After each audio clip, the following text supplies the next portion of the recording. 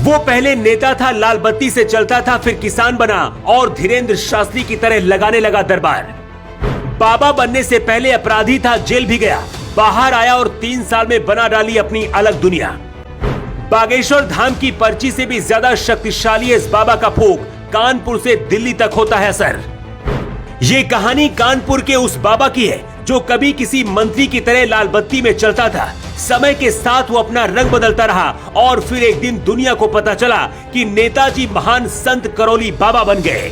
जिस तरह से बागेश्वर धाम महाराज लोगों की पर्ची निकालते हैं, उसी तरह से यहाँ ये बाबा फूंक मारते हैं। आरोप है कि ये बाबा अपने साथ बाउंसर भी रखते हैं। भक्तों पर अगर उनके फूंक का असर नहीं होता है तो ये बाउंसर उस भक्त को बंद कमरे में मारते हैं। इसका सच क्या है आपको बताएंगे, लेकिन उससे पहले आपको बताते हैं कि आखिर कभी लाल बत्ती में चलने वाले संतोष सिंह भदौरिया करौली बाबा कैसे बने। करौली बाबा उर्फ संतोष सिंह भदौरिया के अपराधी से बाबा बनने की कहानी शुरू होती है 1992 से। कुछ रिपोर्ट के मुताबिक उस दौरान हत्या सहित कई धाराओं में उनके खिलाफ मुकदमा दर्ज हुए थे।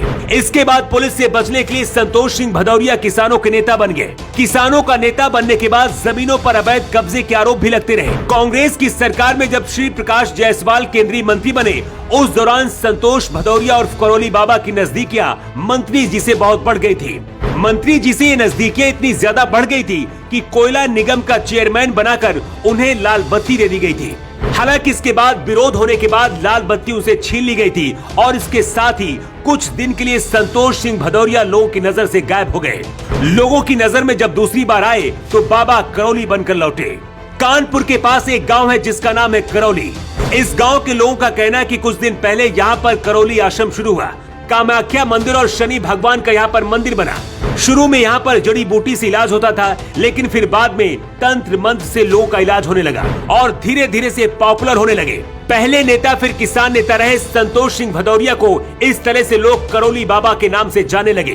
पंडित धीरेन्द्र शास्त्री की तरह लोगों का कल्याण करने का दावा करने वाले करौली बाबा अब मुश्किलों में फंसते दिख रहे हैं। इसकी वजह है नोएडा के एक डॉक्टर साहब, जिन्होंने बड़ा आरोप लगाकर हर किसी को चौंका दिया है।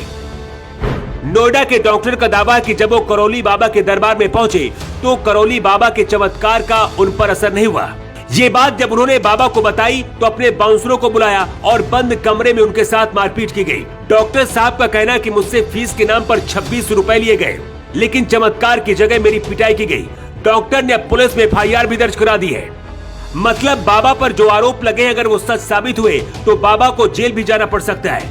करौली बाबा की पॉपुलैरिटी बागेश्वर धाम की तरह बढ़ती जा रही है, लेकिन जब आरोप लगे हैं तो उनका इतिहास भी खंगाला जा रहा है।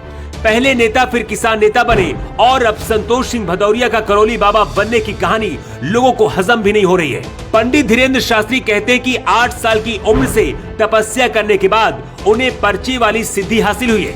लेकिन लोग सवाल कर रहे हैं कि आखिर नेता बनकर संतोष सिंह ने कौन सी सिद्धि हासिल कर ली और करौली बाबा कैसे बने।